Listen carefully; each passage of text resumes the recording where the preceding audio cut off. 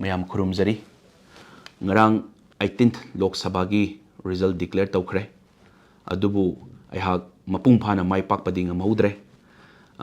ngamdraga su aingonda yamna thajabiraga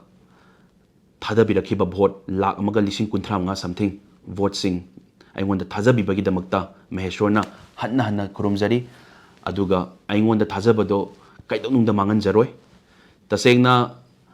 Maheshwar aigidi thabak tawgena changjarakpani thabak tawkhini tawsu tawri tawsu tawkhi gani leptan tawgani adubu tawbagi journey sida tasengna haragadi mapandagi thong thinbana yaratre ai manung changjage ko khut amana thinbai raktaba ai manung da changjage ko aduga changaga thabak to hena tawjage ko haibagi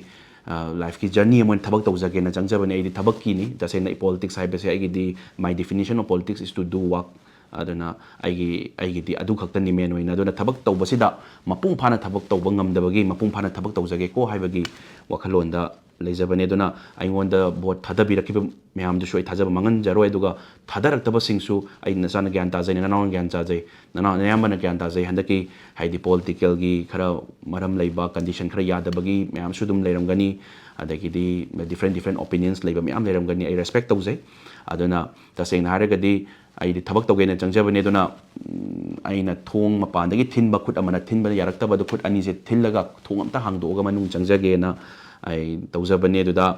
aina maka manung da changbagi matam se khithang yaudriba male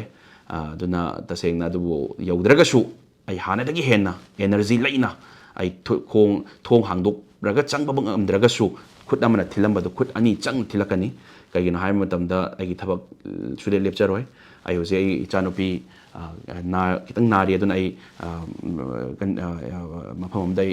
mama kitang layengi kitang masa ngamdabagi haitare aduna yam thuna faragani masu aduga makha thabak leptana chathagani thabak na mai thabak ta mai onjan gani aduga ina punamak ai gi damakta tawigi ba lok sabha gi da kaino haiba matamda ataina sudum masa gi angamba saida tawnaba ngatani adu ai gi oina haijarabada aikoi gi oina haijarabada yamna free and fair election da haibadi ai sa haidi mayam akoi gi mandal group kai amta leiba natte ai khangjai leibiriba mayam aduna ai gi di worker hairaga worker natte ai gi di leibiriba nungsiba singsina angmangamba thakta nacha Maheshwar naw Maheshwar nayama Maheshwar mai pa aningbagi damakta chen gi ba ngaktane ai khangjai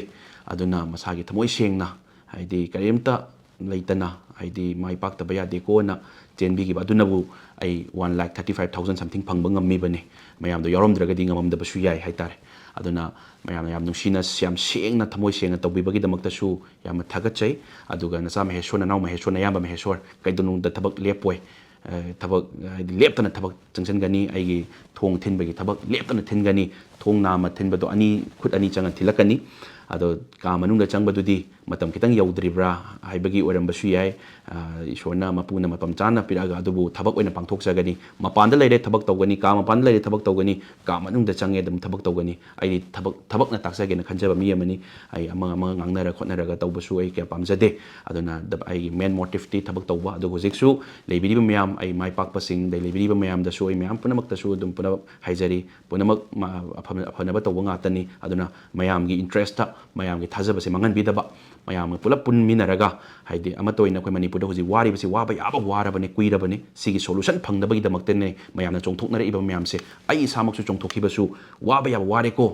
haibagi kaman no changa kamta okhaijage ko hana chongthorakhibani aduna aduna sigi solution se porak pangam na bon aminasi amata oina punchalaga sol mayam na yonda thajaba aduki matik laikhi leisu leiri aduna sigi thajaba ke donung mangan jaroi ai thabak leptana tawjarakani aduna taseng na haragadi ai gi damakta tawkhiba chen khiba haidi ai taseng ai khangna dabida ai sa khangdana ai gi damakta tawgiba ngatani ai sa khangdabida chen ba ai sa khangdabida chelaga mai pa aningbagi damakta chelaga senga tawjagiba ngaktani haitare aduna mayam taseng Maheshwarna phajana khangjai aduna mayam punamak manipur leiba mayam punamak prajada haijari khurumjari Maheshwarna nacha Maheshwar hena thabak torakani khut ama thilambado khut ani thilaga thong thilaga thabak ta solution porakna bahona jagani koi power mak paidraga su ka manung da changma ngamdraga su thabak oina taksarakani aduna Maheshwar gi energy hena hengalaga thabak khana dagi hena tawjarakani na mayam haijari